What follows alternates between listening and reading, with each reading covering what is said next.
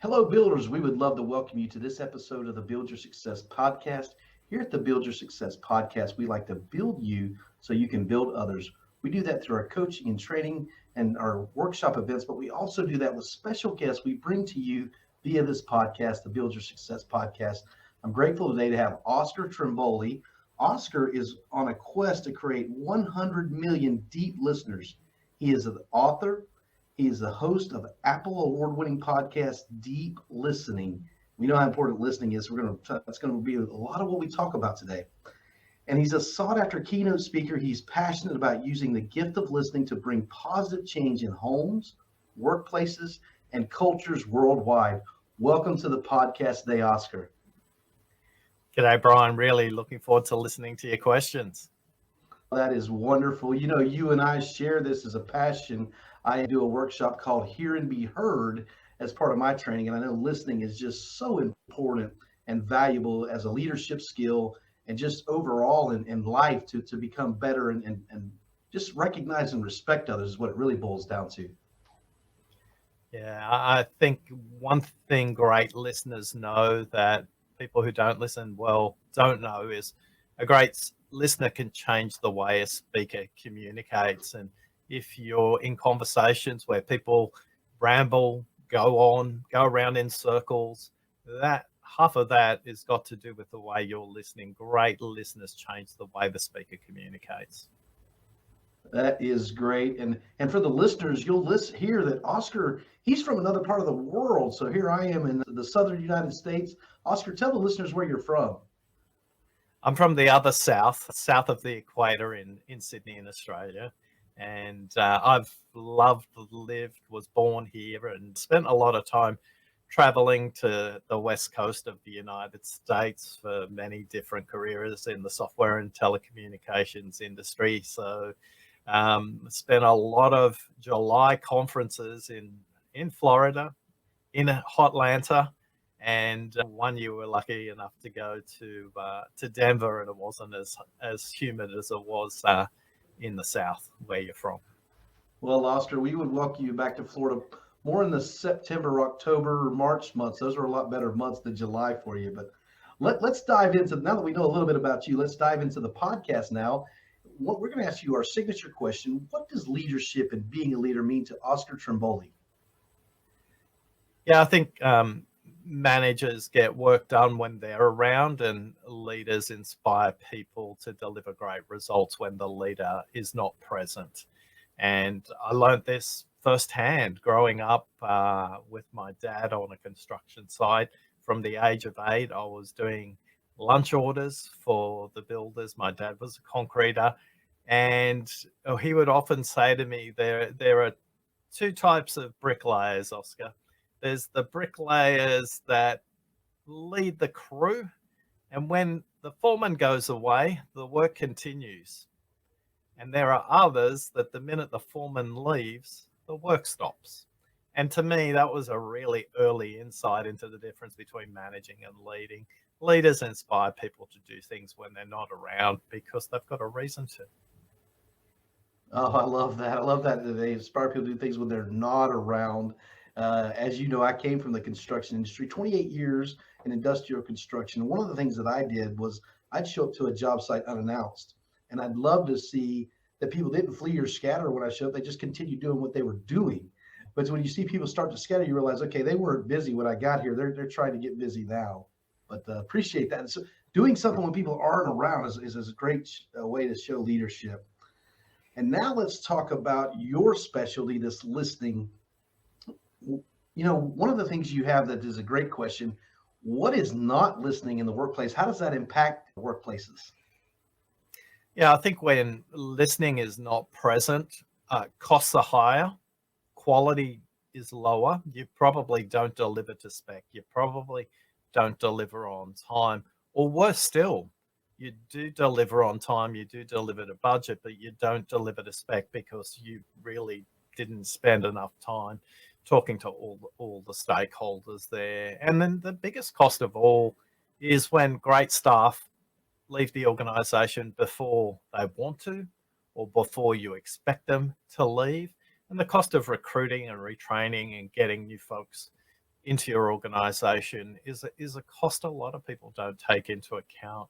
So there are many costs when it comes to not listening in any organization, whether that's in the private or the public sector. And the big reason why people aren't aware of these costs is this very simple set of numbers. If you know these numbers about listening, you'll understand why it's really important not to listen to what people say, but to listen to what they don't say. If you know that I speak at about 125 words a minute, yet I think at 900 words per minute.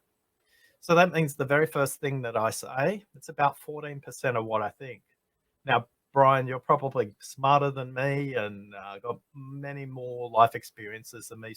The average is 900, but people can think it up to 1,600, 2,000 words per minute. At that speed of thinking, the first thing that they say is only 5% of what they're thinking. So if you're having a conversation with somebody and only listening to what they say the first time, you've got an 86% chance that you haven't heard what they really think and what they really mean. And if you can just spend a little bit more time to ask one extra question and hear the next 14% of what they've got to say, well, mistakes on site will be much smaller. The cost overruns will be much smaller because everybody understands what they're thinking as well as what they're saying as well. So be careful. Listening to what the speaker says might sound like a really interesting active listening, but the maths and the neuroscience of listening says you've only heard the first 14% of what they think. Wow, this is such great content, such just great ideas. I know that people feel valued when they're listened to. And, in the workplace, you just mentioned it, just the expense, the cost of not listening. You get these workers who just don't feel engaged. Now they're not doing what they're supposed to do. You said that I may be smarter than you. My listeners will know I like to call things Brian proof. I'm not the smartest guy in the room. I always want to be surrounded by other people that are very smart. But this whole listening piece, I've learned, as you alluded to, I try to ask 4 clarifying questions. It's difficult at first because, like you said, we make assumptions and we make positions on the first few sentences we hear from someone instead of thoroughly listening and asking questions and making sure we even understood what the person said. So I like that part about asking questions. What's some tools and techniques? Brian, what's this go-to? What's your go-to clarifying question? What's the first question you typically ask to clarify something? Sometimes I repeat what they said as a question, frame it as a question. So, Oscar, if I understood you correctly, you said that people that aren't listened to don't do as well, don't meet the deliverables, don't meet the specifications. Is that correct? Is that what I understood you say? Mm. And so I like that 3-part communication where you're responding to you're hearing them and then repeating back what you heard and confirming it. Yeah. And to build on that, one thing to keep in mind is, as the listener, it's not your job to understand and process the content all the time. A great listener will help the speaker process what they're thinking and what they haven't said. So sometimes the paraphrasing can box the conversation in, and sometimes it can liberate it. My go-to question always is, what will make this a great conversation for you? And then they typically will tell me a problem. And then the next question is really simple. How long have you been thinking about it? And that's a really very high yielding question, because if they've been thinking about it for 5 minutes, okay, you've probably got a range of options for them that they haven't considered. But if they've been thinking about it for 5 months, then all the wonderful suggestions you're going to come up with, they've probably already thought about as well, which is the follow-up question. What alternatives have you considered already? Because a lot of the times people get really frustrated with a really quick suggestion, which are posed as questions, but in fact are really statements. So one of the things we know from the neuroscience and linguistics of listening is the shorter the question, the higher the yield. So if your question or your paraphrase is more than 8 words, it's biased or unproductive. So there's a little hack for everybody to think about. If you're posing a question to more than 8 words, It's probably some point you're trying to make rather than a question to open up the thinking of both of you. I like, well, I don't like, I call those leading questions. Sometimes you try to lead people to the answer you want instead of discovery questions where you're really just trying to understand the Oscar's point of view instead of Brian's perception of that. So I think that's great. Another thing I've learned to do is take notes. And so if I got a question bouncing around in my head that's something we're talking about, I'll write that question down and continue to allow you to speak so I can hear you out. And guess what, Oscar? 60, 70% of the time you wind up answering the question that was bouncing around in my head, but it does help me to get it down on paper so it doesn't continue to bounce around in my head. Yeah, and it's a really useful technique to do. And when I've interviewed world memory champions, can you believe there's an Olympics for world memory champions? They would say keep very short notes. If you can make them pictures, even better, but don't try and write a full sentence. Again, keep your words very short, and they would say 3 to 5 words every 2 to 3 minutes. So if you want to capture a question, sure, go ahead, no problem. And one of the things I say about note taking is sometimes we take notes for ourselves, and sometimes we need to share the notes because it's part of a broader group conversation as well. So be clear at the beginning of a conversation. If you've got to make decisions, agree actions, track progress and accountability, make sure that the note taking is agreed up front. Who's taking notes? Because quite often you'll get into the situation where you're both listening, you both have your own set of notes, and then you get to the end of the meeting and you compare notes and you realize, well, actually, we've kind of still got a different perspective. We've just taken it in notes. So note taking is a really powerful way, as Brian proofed it right then. Between 60 and 90 seconds, you will either have the question answered by them or they will solve their own question when you jot it down. So note taking is really crucial when it comes to listening. That's great. So you have interviewed thousands of people now. Tell us some points and tips you've learned from others about this listening. I think the biggest insight that people get, Brian, is when they know the maths of listening. So 125 and 900, the speaker's speaking speed and thinking speed, but also 400, which is your listening speed. You can listen 4 times faster than I can speak. And as a result, you will drift off. Your mind will wander. You'll problem solve. You'll try and fix. And one of the things I've learned is the great listeners have really genuine curiosity. Well, most people listen for similarities. They listen and pattern match based on their history, based on their work experience, based on their culture, their family history, their education, their upbringing. What great listeners do is they listen for similarities and they listen for differences. So they choose which one is going to be most helpful in any one situation. So a lot of people don't realize that 3 is half of 8. Most people don't realize that 0 is half of 8. And if you're confused right now, it's because you're pattern matching. You're going, no, Oscar, you're wrong. 4 is half of 8. It's true mathematically, but if you draw the figure 8 on a piece of paper and fold it in half, and then you bisect it vertically, and then cut the piece of paper in half, you've got 2 3s there. And if you cut it horizontally in half, you've got 2 zeros there as well. But most people go into conversations when somebody mentions something that doesn't fit their patterns, and it's the equivalent is 3 or 0 is half of 8, because their mind is screaming, you're wrong. 4 is half of 8. I don't care if I'm on the moon, Mars, or on Earth. 4 is still half of 8. So notice and be conscious when you get to that point where you get to disagreement or you go, that doesn't match what I say.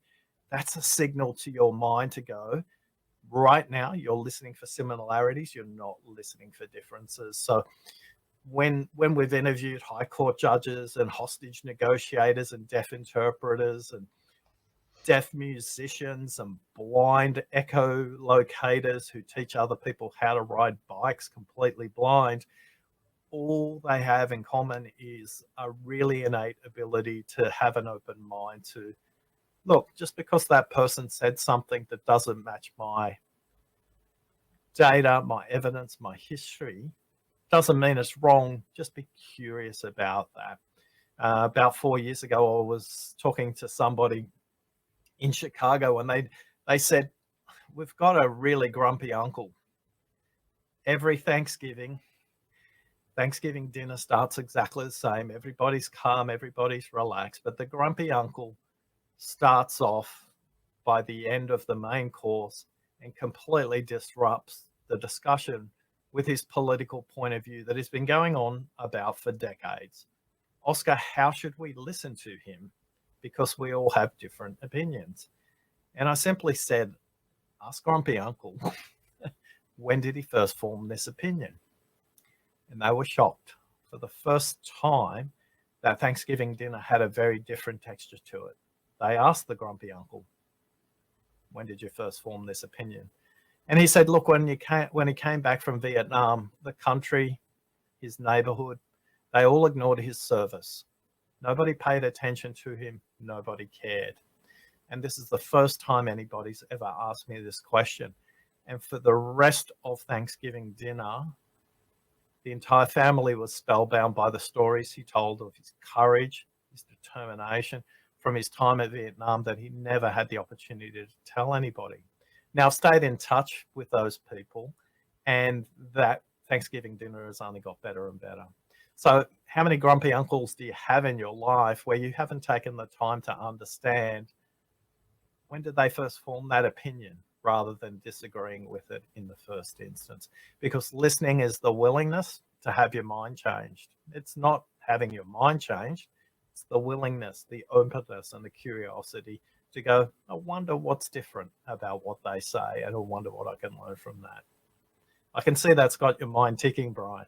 My mind's going all over the place with everything you're talking about. You first started with the half of 8 is 3, and the 0, and I'm just thinking about, we use a beach ball, and when we talk about perspectives, and so one side of the beach ball may be white, blue, and green, and the other side of the beach ball is red, white, and yellow. And I hold that beach ball up and I say, what colors do you see? And then I argue with the person about the colors they see versus the colors I'm seeing. And it's so important that we think about perspective. Where's someone coming from? So when you're coming from, the shape of the 8 versus the numerical number of the 8, it's totally different. And I love that analogy. And then, to find out this grumpy uncle's perspective on, why he has these viewpoints, and then realize, understand, and respect it. That's what I love about truly listening. So I want to ask you a question. You've studied this thoroughly. What is there a difference in listening between genders? If you look at the evidence base and the academic research, the answer is there's no statistical discernible difference between gendered listening styles. There is research that says females have a preference for listening for relational context more. They listen for emotion more, whereas men listen more for time. So they're very conscious of time, and they also listen to solve, to fix. So if you had to make it into a really simple statement, the evidence says men listen to fix and women listen to feel. But no matter what it is, statistically, there isn't enough variation to make a uniform rule for everybody to do this. And I would say to everybody, you can learn from the way other people listen. But ultimately, the most important thing for you to do is to improve your listening in every conversation, in every meeting, in every moment, in every week, in every month. No matter where you're starting from, whatever your gender is, just make a little bit of progress there. And if there's something you can learn from someone else in how they listen, tremendous. But the evidence is absolutely clear that there's no discernible difference between genders when it comes to listening. The evidence is very clear on one thing, though, Brian. Men think they are vastly better listeners than women when it comes to a self-assessment scale. So when you ask the speaker how well the listener is listening, so the listener is being assessed by the speaker, the numbers turn around the other way, and they believe that women listen better than men in that case. But the self-assessment bias is huge, because 74% of people will rate themselves either above average or well above average listeners. But when you ask the speaker that exact same question, only 12% of people fit into the well above or above average categories when it comes to listening. So the biggest problem both genders have when it comes to listening, they think they're much better at it because they've never been taught it. They don't have a framework. And that's what the Deep Listening Ambassador community and myself, we're on this quest to create 100 million deep listeners in the world, because we think as a result of that, people will enjoy their work more. You'll attract the right kind of customers because you're listening to them. Profitability will be higher because you won't do the rework again. So that's why I'm so passionate about the topic. That is great. Let me ask you another question here. You mentioned about people think they're better listeners than they are. I've learned that people only retain about 14 to 17% of what they hear. So knowing that, I've learned to be compassionate with others and realize I may have told them something, but frankly, statistically speaking, they didn't hear it. So how do you work around those type of issues? Yeah, statistically they heard it, but they didn't keep it in long-term memory. I think that there's a little difference there. I think your compassion is really, really critical, because everybody's got so many competing things in there. I remember I was working with one of my favorite clients, Jennifer, and she was texting under the table. And I just paused and asked her, is everything okay? And she said no. What had happened is her mother-in-law had fallen over, probably broken her hip, and she was trying to coordinate between her sister-in-law, her son, and her husband to organize an ambulance to get to her house. Now, we don't know what's going on for people when we're in a conversation. So a very small sprinkling of compassion will make a really big difference to everybody when it comes to our listening. People won't remember everything you say, but they will remember how you made them feel. That is great. I love that thought that they won't remember everything you say, but how you make them feel. That's a great place to close out the podcast. That we've run out of time here. Let me bring up your website for those that are watching on YouTube, and I'll put this in the show notes for those that are listening. But for listeners, it's listeningquiz.com. So tell our listeners what they can find there. Yeah, if you visit listeningquiz.com, you can spend between 3 and 7 minutes on average. Most people complete the quiz in about 4.5 minutes. And we ask you 20 questions, and we'll show you your primary listening barrier and give you some tips about what to do with that straight away. And if you want, you can get the full report there as well. So listeningquiz.com, rather than discover anything about me, you can just discover a bit more about what's going to get in the way of your listening and how to take the next steps to improving your listening as well. Oscar, that's great. Thanks for being on the podcast today. We appreciate everything you shared with us about listening and how important it is. For the listeners, I would love for you to go over to our website, buildcs.net. Look at the trainings we offer there, our DISC assessments where you can learn to communicate with other personality types. That's always fun to learn as well. Thanks for listening to the podcast today. Remember to build yourself and to build others.